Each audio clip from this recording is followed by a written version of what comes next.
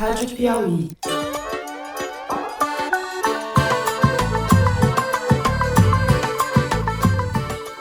Olá, sejam muito bem-vindos ao Foro de Teresina, o podcast de política da revista Piauí. Nós queremos anistia dos presos políticos. É um movimento suprapartidário. E como um candidato a prefeito da capital queria comparecer, nós autorizamos. Eu, Fernando de Barros e Silva, da minha casa em São Paulo, tenho o prazer de conversar com os meus amigos Ana Clara Costa e Celso Rocha de Barros, no Estúdio Rastro, no Rio de Janeiro. Oi, Ana, bem-vinda. Oi, Fernando. Oi, pessoal. Não é natural, em hipótese alguma, que em poucos dias você tenha tantas frentes de incêndio envolvendo concomitantemente vários municípios. Diga lá, Celso. Fala aí, Fernando. Estamos aí para mais uma sexta-feira. Pensar o combate à desigualdade é pensar o acesso ao alimento, a qual também as cozinhas solidárias têm dado aula do fazer política pública. Mais uma sexta-feira, vamos então, sem mais delongas, aos assuntos da semana. A eleição pegando fogo. No primeiro bloco, vamos falar das disputas municipais, de algumas delas, a começar por São Paulo, onde a ascensão de Pablo Marçal, candidato do Nanico PRTB, vem provocando um abalo sísmico na campanha. As pesquisas registram empate técnico entre Marçal, Guilherme Boulos, do PSOL, e o prefeito Ricardo Nunes, do MDB. Por trás desse cenário equilibrado e indefinido, há intensa movimentação de apoios que estão migrando de Nunes para Marçal. Isso ocorre na Faria Lima, isso parece estar ocorrendo entre os Bolsonaro. Jair apoia oficialmente o prefeito, mas seu filho Carlos acenou para Marçal na noite de quarta-feira, por meio de uma mensagem nas redes sociais, na qual disse que o coach foi, abre aspas, muito educado e bacana comigo. Na antevéspera, em sabatina promovida pela Globo News, Marçal havia chamado o 02 de retardado. Além de São Paulo, a gente vai dar um giro em outras capitais. No segundo bloco, o Brasil pegando fogo, mas sem metáfora. A situação ambiental no país é muito preocupante. O INPE, Instituto Nacional de Pesquisas Espaciais, divulgou que entre 1º de janeiro e 26 de agosto deste ano, foram registrados 109.943 focos de incêndio em todo o país, praticamente 110 mil focos, um aumento de quase 80% em comparação com o mesmo período do ano passado. O problema, que é gravíssimo, atinge os nossos diversos biomas, a floresta amazônica, o cerrado, a Mata Atlântica, o Pantanal e até a Caatinga. O drama maior está na Amazônia, que concentra 47% dos focos de queimadas. Em seguida estão o Cerrado, com 32%, a Mata Atlântica com 10% e o Pantanal com 8%. No Pantanal, porém, só nos 6 primeiros dias de agosto foram registrados quase 2 mil focos de incêndio, o que já supera a média histórica mensal. A gente vai discutir as causas desse desastre em curso e falar também dos incêndios de origem criminosa que afetam o interior de São Paulo. Para isso, a gente vai contar com a presença mais do que especial do nosso repórter de Ciência e Meio Ambiente, o querido Bernardo Esteves. Por fim, no terceiro bloco, os abismos sociais do país. Eles foram mais uma vez revelados pelo relatório do Observatório Brasileiro das Desigualdades, que foi lançado nesta semana. O rendimento médio do 1% mais rico do país é 31 vezes maior do que o rendimento médio dos 50% mais pobres. Se a gente não quiser ficar só com notícia ruim, podemos dizer que o Brasil reduziu em 40% a extrema pobreza e registrou uma queda de 20% no desemprego entre 2022 e o ano passado.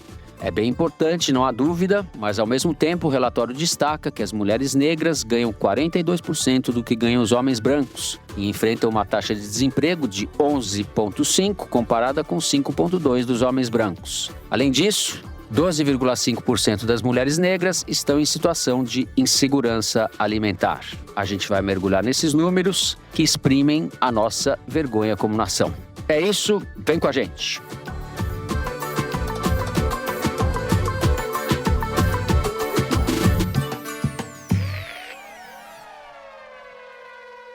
Muito bem, Ana Clara Costa, vamos começar com você, que andou aí conversando com pessoas do mercado financeiro, com políticos a respeito da situação em São Paulo, que é sem dúvida a situação mais indefinida entre as grandes capitais. Tivemos a subida do Pablo Marçal, esse personagem, e o quadro está embolado. O que está acontecendo? Ricardo Nunes está desesperado ou é cedo para isso? Bom, a gente vem, Fernando, fazendo essa crônica da candidatura delirante do Pablo Marçal há algumas semanas aqui no programa. E essa semana, finalmente, o cara chegou ali na dianteira, junto com o Nunes e o Boulos, embaralhando tudo. Alguns aspectos desse aumento da intenção de voto nele. Se a gente olhar a pesquisa da Quest, que saiu na quarta-feira, mostra claramente que enquanto o Pablo Marçal disparou nessa última pesquisa, o Datena caiu muito. Então, quando você olha o que o Nunes perdeu, o que o Boulos perdeu, o que todo mundo perdeu, quem perdeu de fato foi o Datena. O que leva o pessoal da Quest, o Felipe Nunes, a avaliar que esse primeiro tiro do Pablo Marçal, chegando ali na dianteira com os outros, vem necessariamente do Datena. Bom, esse eleitor que deu esse estirão para o Pablo Marçal, ele é, sobretudo, um eleitor do sexo masculino e que tem um rendimento ali na faixa entre 2 a 5 salários mínimos. Apesar das pesquisas mostrarem que é essa faixa de renda mais baixa que está aderindo ao Pablo Marçal e está catapultando ele na liderança ali junto com o Boulos e com o Nunes e embaralhando o segundo turno, tem uma parcela expressiva que ela não é numerosa, mas ela é expressiva, da população de São Paulo, que migrou para ele de forma... Sem medo de ganhar dinheiro. Eu ia dizer sem medo de ser feliz, mas é sem medo de ganhar dinheiro, não é isso? Já é, de uma forma avassaladora, que é o pessoal do mercado financeiro, a Faria Lima. E aí eu acho que isso entra um pouco nesse aspecto transversal da candidatura do Pablo Marçal, que tem uma narrativa que chega muito forte nesse eleitor de 2 salários mínimos e tal, porque é uma narrativa de coach, de motivação para quem não tem nada ir atrás e conseguir. O pessoal da Faria Lima acha essa narrativa ideal para o Brasil. A verdade é essa. O Marçal é coach de pobre, né? Ele é coach de pobre, ao contrário do Dória Júnior, que é coach de rico, de milionário. O Marçal é coach de pobre. Pois é. No caso das pessoas mais humildes, ele oferece uma proposta narrativa de saída. Mas é uma saída diferente, não é uma saída por política pública. A saída dele é no discurso motivacional, que é aquela, eu vou te ajudar a conseguir e tal. E muito no exemplo, eu era um cara ferrado e consegui, você também vai. Ele não conta que ele foi preso, mas só conta que ele era um cara ferrado. Mas enfim, o fato é que isso deu certo para esse pessoal. E na Faria Lima, que importa pouco em termos numéricos, mas é um fenômeno sociológico que a gente gosta de estudar aqui, a Faria Lima está completamente encantada. E quando eu falo Faria Lima, eu não tô falando só dos traders, dos operadores. Eu tô falando dos gestores, de muita gente que manda em dinheiro lá. Eu tava falando com um integrante desse grupo essa semana, que me contou sobre ele ter virado a casaca do Nunes pro Pablo Marçal. E aí eu quis saber mais dessa experiência dele, né? E ele me contou que até mais ou menos um mês atrás, era Nunes tatuado na testa. Ele começou a se interessar pelo Pablo Marçal e mudou de ideia. E eu perguntei por quê? O que aconteceu? Qual que é a novidade? É mais um cara se vendendo como fora da política? E ele falou que sim, é aquele mesmo discurso antissistema de 2016, que elegeu João Dória, o mesmo que elegeu Bolsonaro. E aí o cara começou, porque São Paulo precisa de alguém que pense diferente, que tem um projeto diferente, a gente tem que testar essas pessoas diferentes. E aí eu perguntei que projeto, mas eles não sabem responder que projeto, o cara não tem projeto nenhum. E a resposta dele é interessante porque é uma resposta sobre a narrativa, que é justamente essa narrativa do empreendedorismo do Pablo Marçal. Essa ideia de não demonizar o empresário, de pregar o Estado mínimo, o empreendedorismo. Essa fonte que eu entrevistei disse que o Brasil precisa disso, que a maior cidade do Brasil precisa disso e que o paulistano precisa disso. Que pode ser um modelo para o Brasil. Eu tive que ouvir isso. E eu falei, bom, beleza, esse discurso do empreendedorismo que você menciona, é você vender um discurso motivacional desse para as pessoas humildes é uma coisa. Agora, o cara da Faria Lima, que é bem-sucedido, bilionário, anda de iate, tá na fila de iate para comprar há 5 anos e não consegue porque não tem produção suficiente para os compradores de iate no Brasil e tal. Por que você quer esse discurso motivacional do Pablo Marçal, né? Em que ele vai te ajudar? E aí vem aquela resposta. Ele falou assim, olha, tinha muita gente do mercado que tinha nojinho dele até pouco tempo atrás. Mas o cara é muito inteligente. E a gente não tá pensando na gente. Não estamos pensando em nós. Estamos pensando no povo paulistano. Claro. Ele vai ser bom pro povo paulistano, pra quem precisa. O que ele me responde é que é um voto abnegado. Na verdade, tudo isso, tô fazendo esse teatro aqui, reproduzindo essa conversa, pra dizer que ele se mostrou viável. Ele tem um discurso que é viável, que aparentemente tem uma base popular, e os caras não querem o Boulos de jeito nenhum. Então, se ele se mostra como mais viável, uma narrativa que cola pra ir pro segundo turno e poder brigar com o Boulos, é nele que o pessoal vai. E tem acontecido vários jantares nas altas rodas de São Paulo pro Pablo Marçal. Só que tem um problema, diferentemente do Bolsonaro, que quando era recebido nesses jantares em São Paulo, os próprios empresários faziam alarde, colocavam notinha em colunas de jornal, falando dos jantares e tal. Agora isso não tá acontecendo, eles estão recebendo realmente na surdina. Por quê? Porque não tem empresário muito afim de ficar com arestas com o Tarcísio, o governador Tarcísio. Porque o Tarcísio Ficar indisposto, né, com o Tarcísio. Exato. O Tarcísio tá totalmente indignado com essa situação, de ver a articulação que ele fez, a costura que ele fez dos partidos do Centrão e da direita em prol do Nunes desmilinguindo, de certa forma. Ele não quer que o Pablo Marçal ganhe. O fato é esse. Até por uma razão muito egoísta da parte do Tarcísio. Então, esses empresários não querem aparecer porque não querem se indispor com ele. E aí, agora, diante desses números do Pablo Marçal, tá acontecendo um movimento interessante no bolsonarismo. Como você bem falou, Fernando, no início do programa, primeiro teve uma briga, eles começaram a, na verdade, forjar uma briga na semana passada para ver se o potencial eleitor do Bolsonaro saía do Pablo Marçal. Não adiantou. E aí a briga escalou com o Carlos sendo chamado dessa palavra atroz aí. E aí depois o Carlos veio dizer que tava tudo bem, né? Que ele foi muito educado, bacana, tal. E que eles dividem os mesmos anseios, com C. Os mesmos, ele escreveu anseios com daí C. você viu que era uma mensagem do Carlos, de fato, quando a palavra anseio estava A-N-C-E-I-O. Anseio. Exato. Ah, mas é o vocabulário Carluxo, né? Marca Fazia tempo que a registrada. gente não estava acessando essa parte da cultura popular. Bom, enfim, o Carlos veio a público dizer que estava tudo bem entre eles.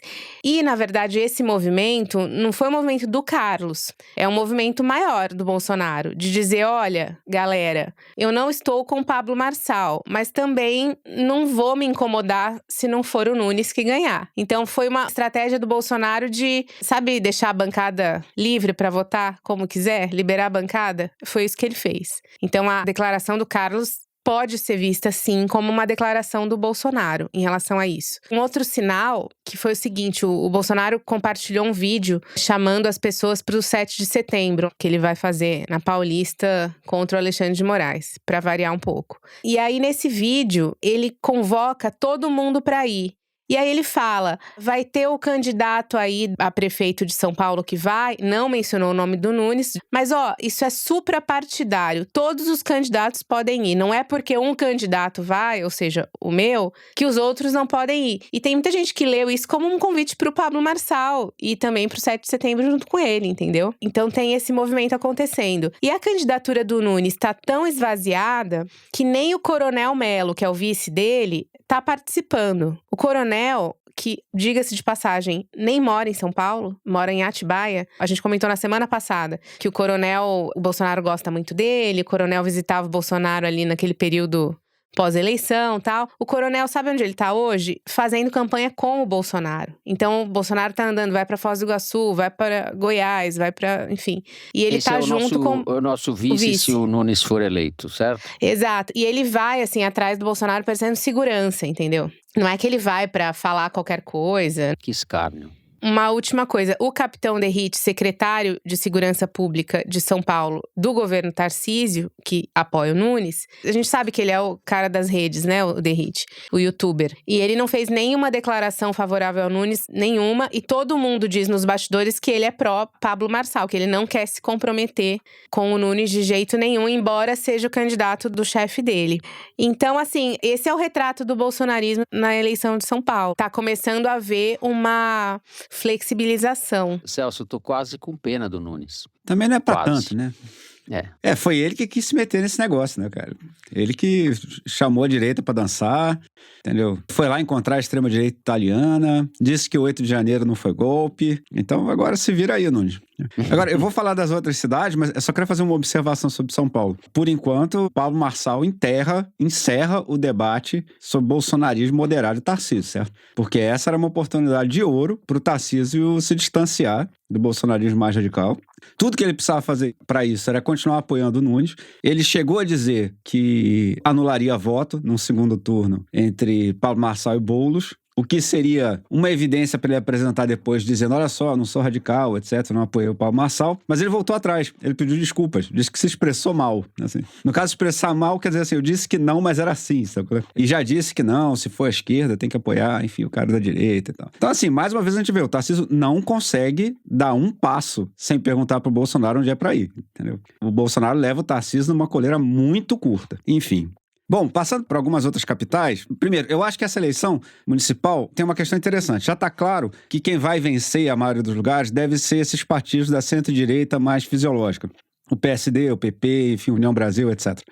E os dois polos, né, da eleição nacional, o PT e o PL, estão tentando correr atrás e fazer alianças com esses caras. Estão tentando formar um bloco próprio com nacos desse centrão. Então, por exemplo, o PT esse ano aceitou não ser cabeça de chave em um número recorde de cidades. Isso é completamente contrário à tradição do PT. O PT lançava candidato próprio mesmo se fosse para perder, porque aí reforçava a imagem do partido, etc. O Rio de Janeiro é um caso interessante, né? O Rio de Janeiro, o PT apoia o Eduardo Paes, que é um prefeito muito bem avaliado, é bastante favorito para ganhar a eleição, com boas chances de ganhar no primeiro turno. Já foi apoiado pelo PT em mandatos anteriores, foi combatido pelo bolsonarismo em eleições anteriores, por isso fechou com Lula. Mas ele fechou com Lula numa aliança muito ampla. Essa semana ele divulgou uma foto que eu acho um clássico realmente, que tem o Marcelo Freixo e o bolsonarista Ottoni de Paula, um político bastante conservador do Rio de Janeiro. E aí, se você for sair da foto de todo mundo junto para olhar o que cada um fala na sua rede, o pessoal da esquerda está dizendo que apoia o Paes para evitar a vitória do bolsonarismo, porque de fato seria importantíssimo derrotar o bolsonarismo no berço político do Bolsonaro. E o Ottoni de Paula está gravando vídeo para dizer que foi ele quem convenceu o Eduardo Paes a não ter um vice do PT, entendeu? Então ele está evitando que o Eduardo Paes seja inteiramente direcionado pela esquerda, etc. O Ottoni de Paula está mentindo. Não foi por causa dele que o Eduardo Paes não quis escolher um vice do PT. O Eduardo Paes simplesmente não precisa escolher um vice do PT porque ele tem uma votação muito alta, ele faz o que ele quiser. E o PT não necessariamente pode ajudá-lo, né? Exatamente. Pelo contrário, né? Você tem uma quantidade de gente do bolsonarismo que vota no Eduardo Paes. Exatamente.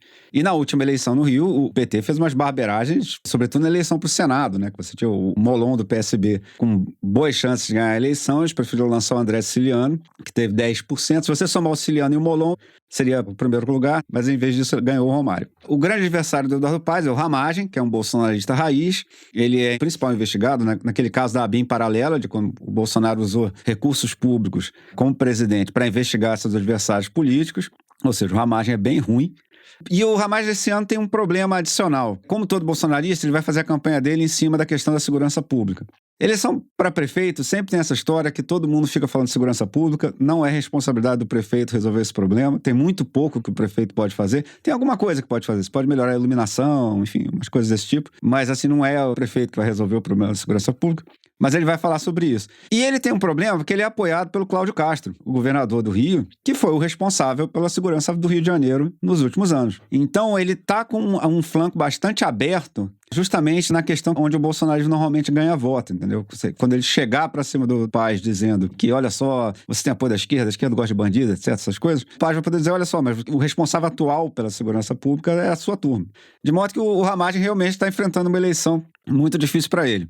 Em Belo Horizonte, a gente tem uma eleição muito disputada, que é a eleição mais difícil de alguém apostar dinheiro sobre quem vai ganhar.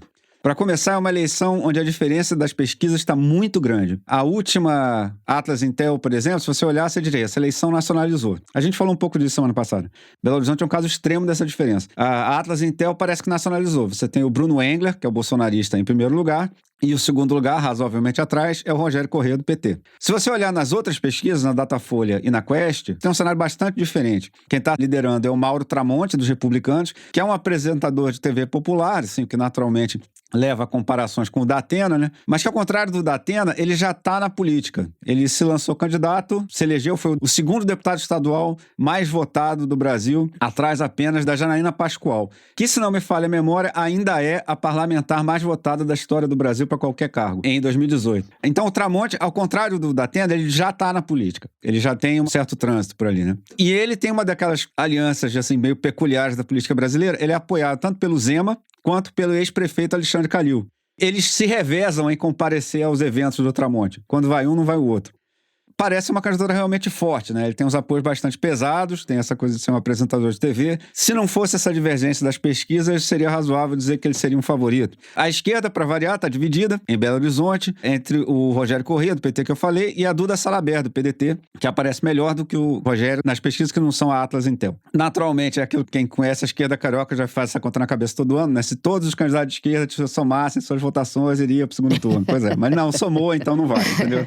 Pode ser que o cenário mude, pode ser que o Lula entre na campanha, etc. Mas, por enquanto, não está muito provável. Eu tenho pouca dúvida que se o bolsonarista Bruno Engler for ao segundo turno com o Tramonte, o Lula vai apoiar o Tramonte, entendeu? Isso eu acho bastante tranquilo. Eu acho que o sonho do Lula nessa eleição seria um cara como o Calil, para ele apoiar nessa eleição. Um cara um político do PSD, uma coisa desse tipo, entendeu? Porque quem está fazendo esse papel atualmente é o atual prefeito, o Fuad, mas que é impopular, entendeu? Ele tá mal nas pesquisas, enfim. Também não dá para descartar completamente, porque o prefeito sempre vai ter a máquina, e se ele conseguisse um segundo turno aí no meio dessa fragmentação, pode acontecer qualquer coisa, mas ele tá bastante mal para um cara que tá concorrendo à reeleição. Agora, se o Bolsonaro elege o Bruno Engler, tem uma chance razoável de ser a maior cidade com uma vitória bolsonarista mais ou menos puro sangue. Assim, porque o Paulo Marçal, depois a gente debate o quanto isso conta, né? Porque o Bolsonaro, bem ou mal, não lançou ele, tá aderindo a ele, né? Que é um negócio que pode ser complicado pro Bolsonaro, não sei. E o Nicolas Ferreira, que é deputado por Minas e é um fenômeno das redes sociais, está apoiando fortemente o Bruno Engler, né? Tá trabalhando muito isso nas redes. Pois é. Então é um ativo que faz frente à presença na TV do Tramonte, né? Concordo. Bom, em Recife, a gente deve ter a eleição de capital mais fácil do Brasil. O João Campos, do PSB, deve se reeleger com mais de 70%. De votos válidos, eu não acharia estranho se aproximasse de 80%. Ele é muito bem avaliado, ele vem de uma família muito tradicional na política pernambucana. Ele é filho do Eduardo Campos, que foi governador, morreu tragicamente, e era muito cotado para ser presidente da República, inclusive na esquerda. O Lula pensou seriamente em lançar o Eduardo Campos para presidente. E o João está indo bem na prefeitura, tem uma avaliação muito boa, está se mostrando bastante hábil no uso de redes sociais, né? Ele é um cara jovem, então, enfim, é um nativo digital, né? Enfim, já nasceu nesse mundo, né? Enfim. E ele tá tão forte que ele se sentiu confortável para escolher como vice e provável sucessor o seu melhor amigo, o Vitor Marques. O Marques se filiou ao PCdoB para ser vice do João dentro do seguinte espírito. O João Campos, como o Eduardo Paz, não precisa dar vice para o PT. Ele tem votos suficientes para se eleger sozinho. Mas ele quis fazer um gesto para o PT, então ele filiou o melhor amigo dele a um partido que é federado junto com o PT, para fazer um gesto de conciliação ali. É a aposta mais segura de vitória esse ano. Alguns analistas dizem que o João Campos está sendo favorecido pelo fato que o Bolsonaro escolheu um candidato muito ruim para concorrer em Recife, que é o Gilson Machado, o ex-ministro de turismo do Bolsonaro. Sanfoneiro do Brasil. É uma espécie de Ed Wood da sanfona. Não, e agora ele diz que conta com o apoio de Donald Trump. O Gilson Machado veio ao público dizer que recebeu o apoio de Donald Trump para concorrer à presidência. Nossa, já ganhou, então. Exato. Agora vai. Cara, o Trump abandonou a Ucrânia. O Trump quer abandonar a Coreia do Sul, não sei o que lá, mas aparentemente o único aliado que ele não quer abandonar é o ministro do turismo do Bolsonaro. O mais provável é que os outros candidatos de direita de Pernambuco tenham visto que iam perder e não tenham os candidatos lançados, né? Enfim, aí só sobrou esse sujeito aí. Então, Porto Alegre é uma eleição que parecia decidida antes da tragédia, parecia uma reeleição bem encaminhada para o Sebastião Melo, mas a tragédia naturalmente cobrou um preço de popularidade dele. Dependendo da pesquisa, ele está em primeiro com alguns pontos na frente da Maria do Rosário do PT, dependendo da pesquisa eles estão bem próximos, e voltou a ser uma corrida em aberto, voltou a ser uma eleição competitiva. Naturalmente, a estratégia da Maria do Rosário vai ser relembrar o máximo possível as falhas do Sebastião Melo na prevenção da tragédia no Sul, que a gente até documentou aqui no programa na época. A eleição parecia completamente decidida, mas deixou de estar. E vale lembrar, a terceira colocada, a Juliana Brizola, do PDT, é apoiada pelo Eduardo Leite. O que ela é do Brizola? Do PSDB. A Juliana é neta do Brizola.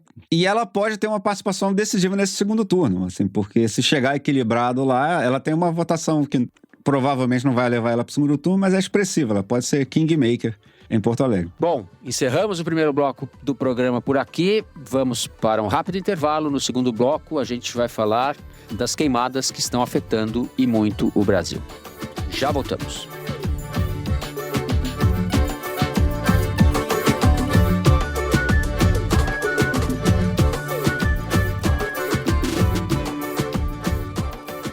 Muito bem, estamos de volta. Bernardo Esteves, muito bem-vindo de novo ao programa. Muito obrigado por aceitar o convite dos seus amigos aqui do Foro. Fala, Fernando. Sempre uma alegria estar aqui. Boa. O problema é imenso, está afetando muitas partes, praticamente o país inteiro. Eu passo a bola para você, talvez a gente possa começar pela Amazônia, não? Pois é, vale destacar, como você fez, Fernando, na abertura, que eu não tenho lembrança de a gente ter fogo numa extensão tão grande em todos os biomas, praticamente, do país. Tá feio no Pantanal, eu tive aqui no fim de junho para falar de fogo no Pantanal, a coisa lá não tá melhor do que tava. Tá feio na Amazônia, no Cerrado, a gente teve São Paulo, essas cenas dantescas do fim de semana passado, né, de Ribeirão Preto e arredores, né, tudo muito distópico. Mas eu queria falar de Amazônia pra gente começar. Essa semana, o Pará e o Acre decretaram emergência climática por causa da escalada do número de focos de queimadas. A coisa tá muito feia no Amazonas, tá muito feia no Acre também. E a gente sabe que agosto e setembro são os meses críticos de queimada na Amazônia e a gente tá ainda no fim de agosto, ainda tem um mês inteiro muito crítico pela frente e tá tudo muito acima da média histórica. Só nesse mês de agosto, o fogo alcançou na Amazônia uma área de 2,5 milhões de hectares, o que dá quase um estado de Alagoas, segundo o Laboratório de Aplicações de Satélites Ambientais da UFRJ. Se a gente for contar que é o indicador usado pelo INPE, aí a gente está falando de mais de 27 mil focos só na Amazônia. E como você já disse, se a gente pegar o país inteiro, a gente está 80% quase a mais do que teve no ano passado. Acho que um fator importante para a gente pontuar, para poder entender o que está acontecendo, a extensão dessas queimadas, é a seca extrema que a gente está atravessando esse ano aqui no Brasil. E aí, no caso, mais uma seca extrema, né? Porque a gente já está vindo de um ano que a seca foi muito aguda. E isso é muito atípico, Fernando. A gente está entrando um pouco num mundo desconhecido, porque só nesse século a gente teve várias secas muito extremas que eram do tipo que os manuais diziam que ia acontecer a cada 50 ou a cada 100 anos. Agora elas estão acontecendo a cada 5, a cada 10 ou mesmo um ano em seguida do outro. Assim, 2023 já tinha sido um ano de seca bem puxada no contexto de fenômeno El Niño. Inclusive eu tive no Baixo Tapajós com a Érica Berenguer e a Joyce Ferreira, né, que são duas ecólogas estudiosas do fogo na Amazônia, para escrever sobre a temporada de incêndios florestais do ano passado para Piauí. E aí depois disso a gente teve uma estação chuvosa curta e com pouca chuva, e agora já entrou de novo essa seca que, pelo visto, é a pior das últimas 4 décadas. E eu digo 4 décadas porque 4 décadas é o tamanho da série histórica medida pelo CEMADEM, que é o Centro Nacional de Monitoramento e Alertas de Desastres Naturais do governo federal. Ou seja, pode ser ainda pior do que isso. Traduzindo esses números em outro contexto, praticamente 1 em cada 4 municípios brasileiros está atravessando uma seca severa. Se a gente considerar a seca de outros graus, a gente está falando de 7 em cada 10 municípios que estão atingidos, que estão enfrentando seca em algum grau nesse momento, em 17 unidades da federação. Isso dá praticamente 2/3 das unidades da federação. E eu tô falando dessa seca porque considerar esse fator é essencial para a gente poder entender o que está em jogo nesse momento. Nas redes, nos memes que estão circulando nas redes sociais, os bolsonaristas estão querendo jogar a conta dessas queimadas inteira na conta do Lula. Eles estão ironizando que durante o governo Bolsonaro ele tinha sido responsabilizado pelo fogo, só que agora o número de queimadas está ainda maior. E isso é verdade, está tendo mesmo mais focos de queimadas esse ano do que durante o governo Bolsonaro. Mas a história não é simples assim.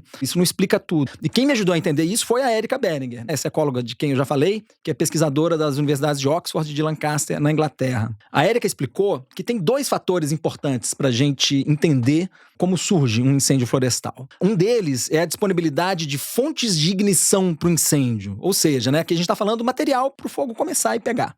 Então, as árvores que ficam no chão quando alguém desmata a floresta são essa fonte de ignição. Se você derrubar a floresta para colocar gado ou soja por cima, mesmo se você tirar a madeira que vale dinheiro para vender, vai ficar um tanto de matéria orgânica ali, né? Tronco, galho, folha. E essa matéria orgânica não vai desaparecer do nada, num passe de mágica para virar pasto, né? É aí que entra o fogo. Um dos tipos de fogo que a gente vê na Amazônia surge para completar esse trabalho de desmatamento. E aí essa é uma fonte importante de ignição. Esse é o primeiro fator, que explica que quando aumenta o desmatamento, aumenta o número de queimadas. Mas tem outro fator que é central também e que ajuda a entender por que esse ano o número de queimadas está grande, maior até do que no governo Bolsonaro, que é o fator que os especialistas chamam de paisagem inflamável. Ou seja, que a gente tem uma vegetação mais fácil de queimar. E aí isso que está acontecendo nesse cenário de seca que a gente está vivendo. A gente tem que considerar que a Amazônia é uma floresta úmida, que não pega fogo fácil. Se ela estiver saudável, o ponto é que a degradação, que é quando você vai desmatando pelas beiradas, quando você taca fogo, e a seca,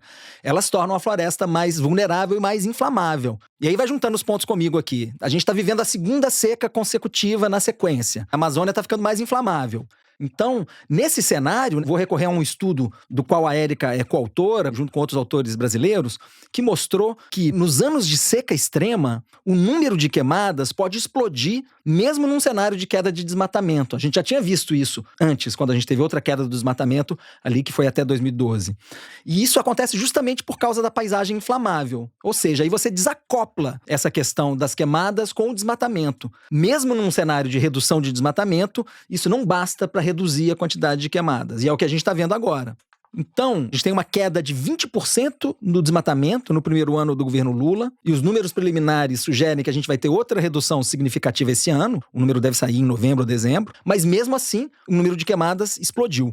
No governo Bolsonaro, o cenário era diferente. As queimadas aumentaram junto com o desmatamento, que cresceu quase 60%, se a gente pegar os 4 anos de mandato dele, mas a Érica disse que ele deu sorte de pegar alguns anos seguidos de fenômeno Laninha, que na Amazônia se traduz por um aumento da quantidade de chuvas. Então, enfim, se essas secas que a gente viveu em 2023 e está vivendo esse ano tivessem acontecido durante o governo Bolsonaro, a gente teria um cenário infernal de explosão das queimadas num patamar que é difícil de imaginar. É um caso raro em que a sorte do Bolsonaro é uma sorte do Brasil também. Pois é. E vale considerar, Fernando já disse aqui, né? A gente tem setembro inteiro pela frente, que é um mês que vai ser crítico para as queimadas. E sem falar que para os próximos anos, nesse mundo de crise climática em que a gente está vivendo, secas mais intensas e mais frequentes é o cenário que a gente tem contratado para o futuro próximo. Então é bom ir apertando o cinto. Ana Clara. Bom, conversei com algumas pessoas do Ministério do Meio Ambiente para tentar entender o contexto político em que essas queimadas acontecem.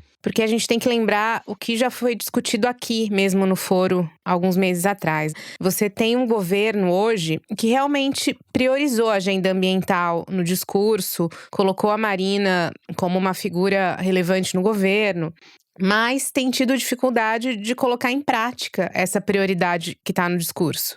Segundo essas fontes com quem eu conversei, não há dúvida que o presidente Lula banca o discurso da Marina.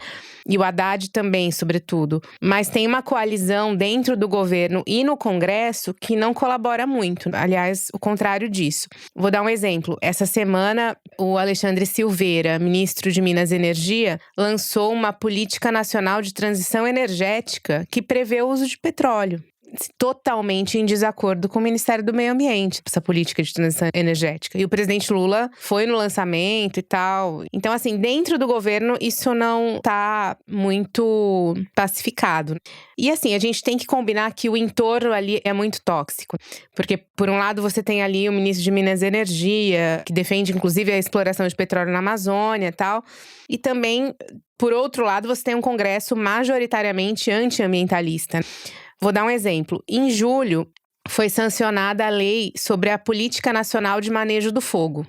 Em julho, o Pantanal estava ardendo em chamas, estava do jeito que estava, como o Bernardo falou, o fogo não parou lá. Continua muito grave a situação. E é a maior queimada que aconteceu por lá desde que os registros começaram a ser feitos, em 98. E aí esse PL, que era um PL do governo, do executivo, o que ele previa? Medidas para disciplinar o uso do fogo no meio rural, principalmente entre as comunidades tradicionais indígenas, a substituição do fogo gradualmente por outras técnicas e, além disso, criar mecanismos para reduzir e punir os incêndios criminosos. Então, em meio a um incêndio gravíssimo, brutal, em que o governo estava querendo aprovar uma legislação justamente para evitar novas situações parecidas, a senadora Tereza Cristina, da bancada ruralista, tentou colocar várias emendas no texto para tentar flexibilizar esse controle do fogo e diminuir o seu impacto. Isso em meio ao maior incêndio da história do Pantanal, que coincidentemente é a terra dela. E aí, no fim das contas, eles conseguiram chegar num acordo, ela não conseguiu emplacar essas emendas no projeto de lei. Aí você tem uma noção da situação que a gente tá, isso do lado do Congresso. Do lado do governo, eu não sei se vocês se lembram, mas eu falei aqui há alguns meses, quando houve o desastre no Rio Grande do Sul, que a ministra Marina estava redigindo um plano Plano Nacional para o Enfrentamento da Emergência Climática. E que ela estava preocupada porque, em situações de emergência, a liberação de recursos geralmente não passa por esses filtros de gestão do dinheiro público que são mais severos. Quando a liberação é emergencial, o negócio vai meio solto. E ela estava preocupada porque ela não queria nada envolvendo o nome dela em escândalo de corrupção, em uso de verba emergencial. Ela terminou esse plano em maio, apresentou o plano para o presidente Lula ir para a Casa Civil e o plano ficou lá na Casa Civil para ajustes. Em tese, a Casa Civil iria avaliar o plano e cobrar do Ministério ajustes que eles julgassem necessários e tal. Nunca ninguém entrou em contato com o Ministério do Meio Ambiente para falar sobre esses ajustes. E o plano que foi apresentado para todo mundo no Palácio do Planalto está até hoje na gaveta esperando para ser aprovado. Isso desde maio, diante de todo esse contexto que a gente está vendo. Então, por aí a gente vê que a prioridade no discurso ainda está longe de virar prioridade na prática.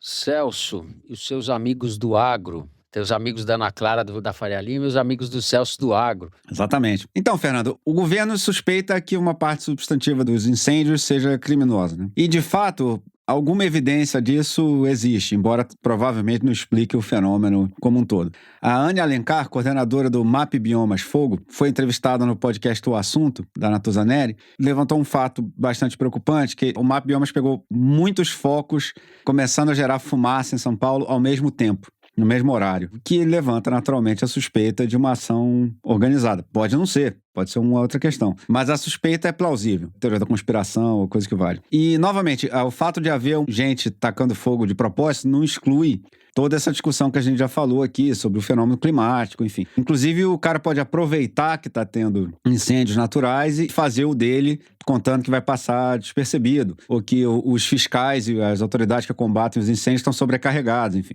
Os caras podem, inclusive, articular de fazer todos ao mesmo tempo para sobrecarregar o mecanismo de fiscalização, entendeu? Para ficar difícil de fiscalizar. E é mais difícil fiscalizar incêndio do que desmatamento. Porque o desmatamento, se eu entrar na sua propriedade e descobrir um desmatamento ilegal, é praticamente certeza que foi você quem fez. Entendeu? Mas o fogo se espalha, inclusive, para a fazenda de quem não começou incêndio nenhum. E se você teve na internet nos últimos dias, você provavelmente viu vídeos que mostram pessoas de fato começando incêndio. A escala disso, o quanto isso contribuiu para o que a gente está vendo, é algo que ainda vai ser determinado, inclusive, pela polícia. Agora, primeiro, é bom lembrar, quando a gente diz o fenômeno é natural, esse fenômeno já não é tão natural assim, porque a gente estava falando aqui, os fenômenos climáticos estão sendo bastante influenciados pela ação humana. E, para ser honesto, assim, o cenário otimista é que esse incêndio seja sido causado por criminosos, porque se não for isso, o mais provável é que seja aquecimento global, que é incomparavelmente mais difícil de resolver, né? É consequência de crimes anteriores que nós cometemos e que vai ser difícil desfazer, né? E aí eu acho que é uma questão que a gente tem que levantar, que a gente já falou aqui, inclusive. O agronegócio é o setor mais dinâmico da economia brasileira já faz algumas décadas. Se eles querem ter uma influência política correspondente, eles têm que deixar de ser um lobby e tem que se tornar um projeto. Pelo amor de Deus, não, né? Mas não, eles têm que ter alguma coisa para entregar para o desenvolvimento de longo prazo do Brasil, entendeu? Você não pode ser um cara que pensa só no quanto você vai ganhar desmatando aqueles 100 metros a mais de mata perto do rio, entendeu? Você tem que levar em conta o que depois isso vai causar uma inundação no Rio Grande do Sul, isso vai custar bilhões.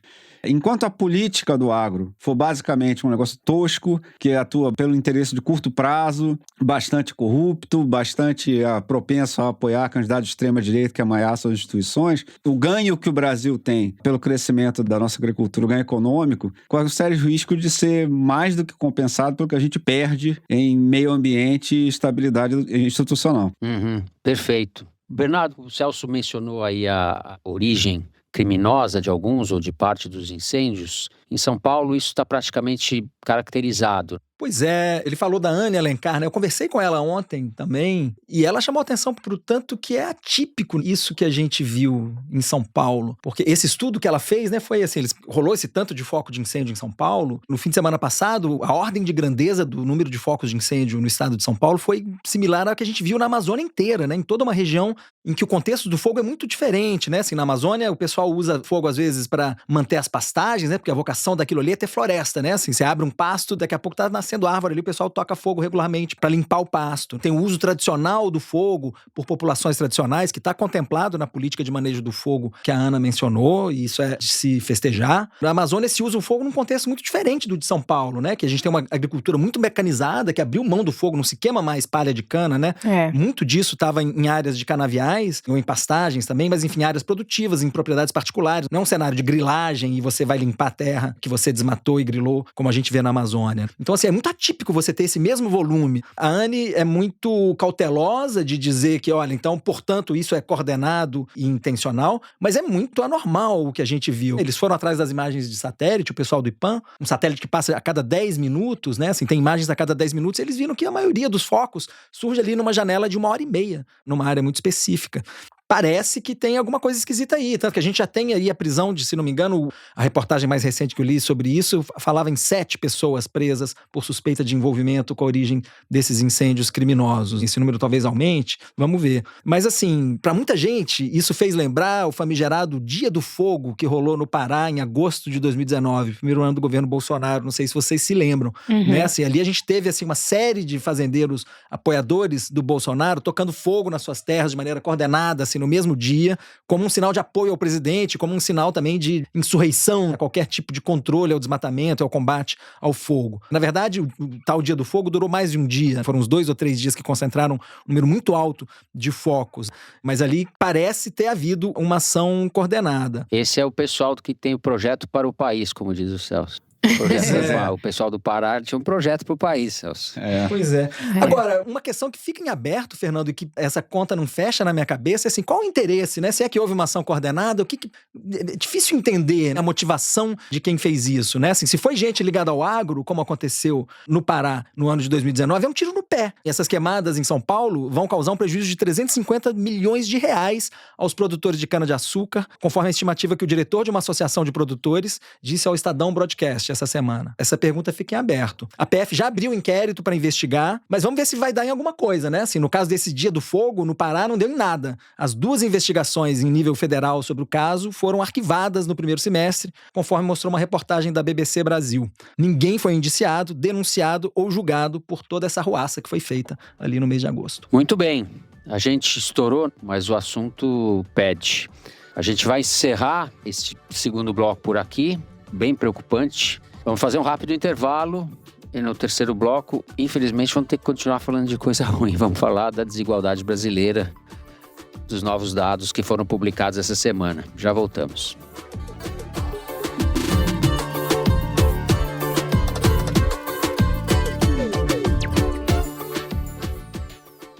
Oi, aqui é a Paula Scarpim da Rádio Novelo. Eu tô aqui para te convidar a ouvir o Rádio Novelo Apresenta dessa semana.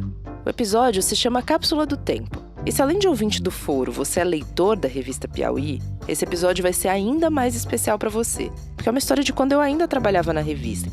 Resumindo um pouquinho aqui sem dar spoiler, é de quando meu amigo Roberto Kais foi assaltado saindo da redação e levou uma facada no olho. Ficou tudo bem com ele, tá? Ele só precisou ficar uma semana sem ler, só que a gente tava fechando uma edição da revista. E aí eu pensei, e se a gente gravasse a revista inteira pra ele? A redação inteira entrou na dança. Tem o João Moreira Salles lendo o perfil do nadador César Cielo, que a Dorit Harazin fez antes mesmo dele ganhar o ouro em Pequim. Tem a Dorit lendo Memórias do Ralph Steadman. Tem o Luiz Macluf Carvalho lendo uma esquina sobre o Bolsonaro, lá de 2008. E o documentarista Eduardo Coutinho, que leu os poemas da edição. Entendeu porque eu tô falando em Cápsula do Tempo, né? É isso, fica o convite. Quando acabar de ouvir o Foro, vem ouvir o Rádio Novelo Apresenta.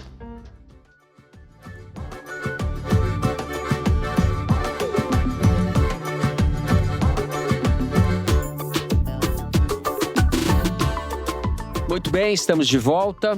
Celso, eu vou passar a bola para você, porque na abertura eu fiz que nem a música do Adoniran Barbosa. Nós vamos falar de coisa que nós não entendemos nada. Você entende. Estou falando de mim. O que te chama mais atenção nesse relatório do Observatório Brasileiro das Desigualdades que foi divulgado nessa semana? Então, Fernando, o Observatório Brasileiro de Desigualdades é uma iniciativa de diversas organizações da sociedade civil e do SEBRAP, o Centro Brasileiro de Análise e Planejamento. O que é interessante desse relatório, ele é o primeiro feito com dados já do primeiro ano do governo Lula. Por isso eu vou me concentrar aqui nas coisas que podem ser relacionadas mais diretamente a iniciativas do governo. Por exemplo, algumas estatísticas que eles mostram, as últimas disponíveis são de 2022. E algumas são até questões muito importantes, como, por exemplo, sobre um aumento de mortalidade infantil, por exemplo, mas que claramente são relacionadas a dinâmicas anteriores e deixar aí para os pesquisadores discutirem o que foi.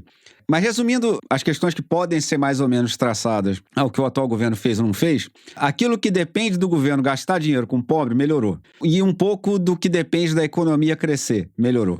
Teve uma queda de 40% na proporção de pessoas em extrema pobreza. Isso é um resultado muito bom. E a maior redução foi entre as mulheres negras, 45,2%. O observatório não fez uma análise causal, não tentou ir atrás de o que teria causado esse resultado, mas assim, é plausível você supor que essa retomada de políticas tradicionais dos governos petistas, o aumento real do salário mínimo, que até dificulta a vida do Haddad por causa da Previdência, mas reduz pobreza, ou a reorganização do Bolsa Família, certamente tiveram um peso grande nisso. É bem provável que a explicação seja simples e seja essa. Não é só por uma suposição, é porque várias dessas políticas já foram implementadas anteriormente, aliás, não só pelos governos petistas, o Fernando Henrique, por exemplo, deu um bom aumento de salário mínimo durante vários anos, e isso reduziu pobreza. São coisas que a gente mais ou menos sabe, baseado na experiência, que tendem a causar a queda de pobreza. Também teve uma queda de 20% no desemprego, que é uma ótima notícia, e ganho real no rendimento médio de todas as fontes, contando o que você ganha do seu emprego, do Bolsa Família, ou enfim, de aposentadoria, ou do que seja. Esse crescimento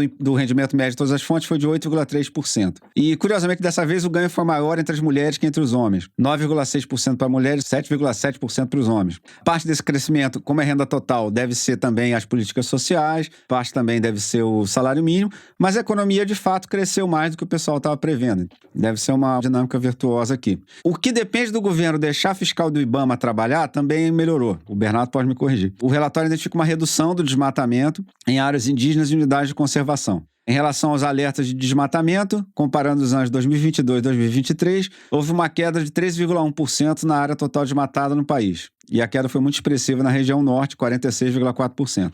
Aqui cabe notar, tem um fracasso importante de política pública nesse primeiro ano de governo Lula. Foi o aumento de proporção de crianças indígenas sofrendo com desnutrição. Foram 16,1% entre meninos indígenas e 11,1% entre meninas indígenas entre 2022 e 2023. Eu conversei com o Tomás Wiesenbach, que é o pesquisador do SEBRAP que participou desse trabalho, e ele disse que o pessoal do governo diz sempre que isso se deve à subnotificação. Assim, o número de casos de desnutrição era menor. Anteriormente, o sistema para identificar a subnutrição melhorou, pegou mais gente. Eles conversaram com os antropólogos, conhecem o assunto, e eles acham que até parte da questão pode ser isso, que naturalmente o governo Bolsonaro não tinha interesse nem em melhorar esse problema, nem em identificar esse problema, mas eles não acham que é só isso não. Eles acham que isso é uma questão que o governo ainda tem que dar uma resposta e inclusive tem que dar um diagnóstico, tem que dar uma explicação melhor de por que isso está acontecendo e quais são as políticas que vão ser tomadas para resolver esse negócio, que é muito grave. E, finalmente, as coisas que dependem de contrariar interesse de rico continuam muito ruins e não mudaram. O relatório, além de olhar essas questões sobre pobreza e renda, etc., deu uma olhada rápida no nível de desigualdade brasileiro. Não foi uma pesquisa aprofundada, mas eles mediram a proporção entre a renda média do 1% mais rico e dos 50% mais pobres. Deu uma diferença de 31,2 vezes esse ano. Ano passado tinha sido 30,8, então teria subido um pouco. O Tomás, que falou comigo, falou, ó, o correto aqui é afirmar que há uma certa estabilidade. Essa desigualdade é muito alta e deve estar mais ou menos no mesmo nível. Por que ele disse isso? Primeiro que a gente não deve confiar tanto assim nos 0, tantos dessas medidas, né? Mas, além disso, é porque esse cálculo foi feito com pesquisas domiciliares. O IBGE faz todo ano lá, a PNAD. E já é conhecido dos pesquisadores de desigualdade, como Marcelo Medeiros ou Pedro de Souza, que a PNAD subestima a renda dos ricos, entendeu? Então, ela não pega a renda dos muito ricos. Então, em geral, os pesquisadores que vão fazer um estudo mais aprofundado disso corrigem os dados da PNAD usando dados que vêm da Receita Federal. Essa pesquisa não fez isso. Então, a desigualdade muito provavelmente é maior do que eles identificaram e é meio arriscado a gente especular sobre o que aconteceu nesse pedaço que não foi medido, se esse pedaço subiu ou desceu. Então, o que é seguro você dizer é que o nível de desigualdade é muito alto e continuou muito alto. E que faz todo sentido, visto que o governo ainda não conseguiu implementar boa parte da sua agenda de tributação progressiva, né? A reforma tributária, nas estimativas iniciais, teria um efeito progressivo razoável, mas ela não está ainda rodando. Não teria como ter causado esse efeito ainda. Um outro dado que é muito interessante, desperta muita indignação do relatório, eles calcularam qual é a alíquota de imposto de renda efetiva dentro das diferentes faixas de renda. Então, quanto que cada faixa de renda de fato paga de imposto de renda. E você vê o seguinte, o imposto de renda no Brasil é progressivo até a faixa de 15 a 20 salários mínimos. Até aí, quem tem mais, paga mais. Daí em diante, ele se torna regressivo. Ou seja, daí em diante, o cara que ganha mais de 20 salários mínimos paga uma porcentagem menor de imposto de renda do que o pessoal antes dele. Olha só, a alíquota efetiva média é de 11,34% para o 15 a 20 salários e cai a 5,4% em rendas entre 240 e 320 salários mínimos. Não, e não é que cai pouco, cai muito. Exato, cai muito. Depois sobe um pouquinho nos caras que realmente partiram para a ignorância e ganham 320 salários mínimos por mês. Por mês? Exato. É o pessoal muito rico. Mas também não é um pessoal que a gente precisa se preocupar muito deles estarem passando. Bom da mesada, hein? Pois é, exatamente. 320 salários mínimos. Exato. Então, enfim, como a gente está vendo, a tributação brasileira ainda é muito injusta. Os ricos estão pagando bem menos imposto do que a classe média e é muito difícil combater isso no Congresso. Um último dado que eles botam a esse respeito é que os 0,1% mais ricos tiveram um rendimento médio anual de 21,5 milhões de reais em 2022. Eles ganharam 21 milhões em um ano. E, ao todo, somando eles todos, deduziram 12,1 bilhões de reais com despesas médicas. Uma despesa de quase 300 mil reais por ano por contribuinte. Entendeu? Então, a gente devia realmente questionar. O Tomás chama isso de cashback dos ricos. Uma grana que os ricos praticamente recebem do governo, porque seria um imposto que eles teriam pago e não pagaram, por isenção. Essa gente tem dinheiro para pagar suas próprias despesas médicas. Assim, a gente devia ter um limite por quanto dá para você deduzir nessa área. Você citou um dado de melhora em relação às mulheres negras, no entanto, eu, na abertura, descrevi um quadro bem... Mas é porque a condição delas continua muito pior. Entendeu? Elas tiveram uma melhorazinha razoável de 2022 para 2023, mas elas continuam numa situação bem pior do que as mulheres brancas, do que, para não falar dos homens brancos. Entendeu? Essas desigualdades todas estruturais, mas até o fato de elas terem alguma melhora, prova que esse lado que o governo consegue fazer, que é a política social, tem um efeito para corrigir certas injustiças históricas. Mas também não consegue... Né? Ou pelo menos atenuar, exato. Mas no que depende de contrariar interesses poderosos no Congresso, etc., é muito difícil fazer alguma coisa. E aí o sujeito ganha esse dinheiro todo e o que ele faz? Vota no Pablo Marçal. Muito bem. Por causa dos pobres. Exato. Paga os melhores colégios para os filhos estudam nas melhores universidades e depois fazem o quê? Vota no Pablo Marçal. Ana Clara, você também se debruçou aí sobre o relatório. Mas eu queria falar um pouco do futuro. Que dentro do governo, a gente sabe que essa agenda da redução da desigualdade é uma agenda do Haddad. E eu queria falar um pouco sobre como isso tá na prática. Porque tem essa proposta do G20 que o Brasil patrocina de taxar em 2% a riqueza de 3 mil bilionários no mundo. Que o Haddad adoraria fazer isso, mas acho que esse é um horizonte muito distante ainda, embora o G20 esteja discutindo, né? Porque isso depende, para surtir efeito, para ser viável, depende de um acordo entre os países, né? Porque senão o sujeito tira o dinheiro de um país, põe no outro, onde ele vai ganhar mais. Você tem que ter uma ação concertada. Exato. O que está aqui ao nosso alcance é a mesma coisa que o Haddad vem dizendo desde a campanha, né? Que você precisa taxar quem paga pouco imposto, e quem paga pouco imposto em geral é quem ganha muito dinheiro, sobretudo as empresas. Então, a discussão é essa, mas também, obviamente, os mais ricos. E aí você tem essa discussão sobre a reforma do imposto de renda, que ele pretende mandar para o Congresso assim que eles passarem toda a regulamentação da reforma do imposto sobre consumo, que é o que está sendo discutido agora. Então, eles pretendem, apesar das eleições municipais, que deixam Brasília vazia, passar essa regulamentação toda até o final do ano e aí já propor a reforma do imposto de renda. Esse é um dos mecanismos, né? É que é duro, né? Porque, assim, de fato, é um mecanismo de redução de desigualdade, porque você passa a tributar quem estava sendo mal tributado, né? Mas também é um mecanismo de aumento de imposto, de uma forma geral. Então, tem muita gente que enxerga isso como um indutor de elevação de carga tributária. E aí tem essa reforma do imposto de renda e uma notícia que a Folha deu essa semana e que foi confirmada pelo governo revela uma outra frente de arrecadação com base em tributação que o Haddad está pretendendo, que é a tributação das Big Techs. É aquela história de que todo mundo quer morder um pouco ali da arrecadação das Big Techs e o Haddad quer criar uma espécie de CID, uma contribuição geral sobre o quanto essas empresas arrecadam veiculando anúncios de empresas estrangeiras dentro do Brasil. Porque elas já pagam impostos sobre os anúncios que elas veiculam de empresas brasileiras. Mas, se é uma empresa chinesa, americana, isso não é tributado no Brasil, embora esses anúncios sejam veiculados para o público brasileiro e possam gerar um ganho para aquela empresa vindo do Brasil.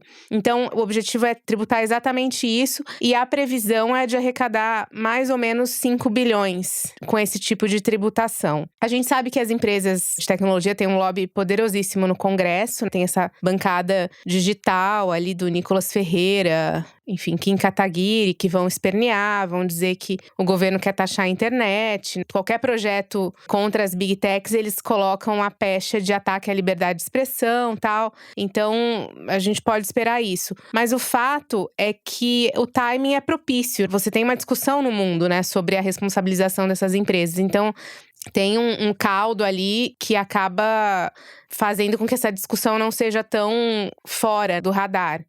E aí, você pensa, bom, se elas fazem um lobby fortíssimo no Congresso, como é que o Centrão, que é tão republicano, vai aprovar? E aí entra a questão das emendas, né? Porque o que eles estão prevendo é que se houver um acordo ali com o Centrão em que parte desse dinheiro que o Haddad arrecade vá para as emendas, aí eles podem compor alguma coisa. Dentro dessa lógica de tributar quem não está sendo tributado, esse é um ponto que está sendo discutido de forma avançada. E o terceiro ponto, que também tem essa mesma lógica, é a reoneração dos 17 setores, das empresas dos 17 setores que tinham sido desonerados no governo Dilma, e que desde então estavam pagando muito menos imposto. O Haddad quis reonerar recentemente no Congresso, não conseguiu, porque o lobby dessas empresas também é fortíssimo, né? E você imagina que seja, né? Porque os caras estão pagando menos imposto desde 2011. Todo ano eles conseguiam renovar essa boiada. É óbvio que quando chega alguém dizendo que você vai ter que pagar, você vai fazer de tudo para não pagar, né? Então, daí a gente teria que contar com a firmeza moral dos nossos parlamentares, né? Que é um pouco lânguida ali. Então, o que aconteceu foi que o Congresso não aprovou essa reoneração que o Haddad queria e precisava. Aí, no Supremo, o Zanin deu uma canetada e reonerou todo mundo. Mas foi só um susto, porque no fim ele acabou flexibilizando a decisão dele e deixando ela suspensa por 60 dias para que o Haddad e o Congresso pudessem chegar num acordo. Chegaram num acordo. Esse projeto dessa reoneração paulatina dessas empresas está tramitando agora no Senado, acabou de passar e vai para a Câmara. Esses 3 pontos, né? A reforma do imposto de renda, a taxação das big techs e essa reoneração dos 17 setores são hoje o que tem no governo brasileiro de projeto que a gente pode, de certa forma, relacionar a uma possível redução de desigualdade. Muito bem. Avanços lentos, inércia gigantesca. Perfeito. A gente encerra o terceiro bloco do programa. Vamos direto, então. Não teve nem tempo de respirar. Bernardo Esteves, de volta a postos. Você também vai participar do Kinder Ovo, Bernardo. Vamos ver se você derruba o Celso, porque o Celso está terrível. Casca de bala está terrível. Pô. Roda aí, Mari, por favor. Aliás, a Inglaterra virou a grande potência no passado Eduardo quando Bolsonaro tirou o poder do rei, da burocracia e deu ao parlamento, no século XVII. Eu acho que da forma como se tratou nas últimas semanas o parlamento, eu fico pensando, nós queremos então um governo autoritário. Eu já vi burocrata dizendo. Flávio Bolsonaro? Rodrigo Maia? Caramba. Sacanagem. Eu vou pôr a musiquinha do Casca de Bala de novo pra ele. Não é mais as análises embasadas, agora é o rei do Kinder Ovo. Como eu gosto de contestar resultado eleitoral, eu vou dizer que deve ter um conluio do Celso com a Mari aqui. Conluio. Só tem personagens aí do balneário. Personagens do balneário que pedem meu bom desempenho. Bom, para registro dos anais, ex-deputado federal Rodrigo Maia, do PSDB do Rio de Janeiro, Celso Rocha de Barros. Como vocês disseram aí… Ele é o único filiado, né? O que aconteceu com o Rodrigo Maia ou o que aconteceu com o PSDB? Entrevista CNN Brasil. É isso. Bom, passado este momento glorioso do Casca de Bala, vamos direto para o nosso Correio Elegante. O melhor momento do programa, o momento de vocês. Eu vou começar, então, lendo aqui um e-mail do Rodrigo Rebouças. diz o seguinte: nos últimos anos descobri a real razão de gostar tanto de vocês. Adquiri um sítio no sul de Minas e todo domingo à noite, ao voltar para São Paulo, coloco o Foro de Teresina enquanto as crianças e minha esposa dormem no carro o sono dos anjos. E vocês me mantêm acordado, dando risada sozinho e atento à estrada enquanto os absurdos da nossa política tomam conta dos pensamentos. Obrigado por esse serviço de utilidade pública. Vocês deviam ser colocados como item de segurança de todo carro fabricado no Brasil. Ô, Rebouças, obrigado. Ainda bem que ele não dorme com a gente, né? Ainda bem que ele fica acordado. Não damos sono, pelo menos no Rebouças a gente não dá sono. Abraço, Rebouças. No comentário do Spotify, a Juliana Givizies postou: eu sempre amei o Foro de Teresina, desde o início, mas nunca foi tão bom quanto agora com Celso Rocha de Barros. Acho que estou apaixonada. Olha aí. Uau! Que isso?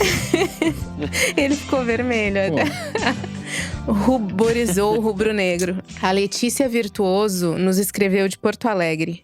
Meu pai, Eduardo Virtuoso, está internado há 21 dias, se recuperando de uma cirurgia complexa. E na semana passada, escutamos juntos o episódio do Foro. Ele se divertiu tanto que perguntou: fui eu quem te indiquei? O que tive que dizer que não. A verdade é que eu que indiquei para ele. E agora que temos tido muito tempo para conversar durante sua recuperação, finalmente ouvimos o Foro juntos. E gostaria de pedir que enviassem essa mensagem a ele. Pai, desejo que na próxima semana tu possa estar ouvindo em casa, andando de um lado pro outro, fazendo as coisas que tu gosta com toda a tua independência e força. Te amo. Vamos aproveitar muitas coisas juntos nessa vida. Um beijo da tua filhota. Que lindo. Letícia, muito, muito legal. Como chama o pai? O pai dela chama Eduardo. Eduardo, boa recuperação pra você. Boa recuperação, Eduardo. Ótima recuperação. E continue ouvindo. E obrigado pelo carinho. Vamos lá. O Guilherme Carlone, que se identificou como mineiro de Guaxupé, escreveu o seguinte: com a permissão de vocês, escreva esse correio elegante para o meu eu do futuro.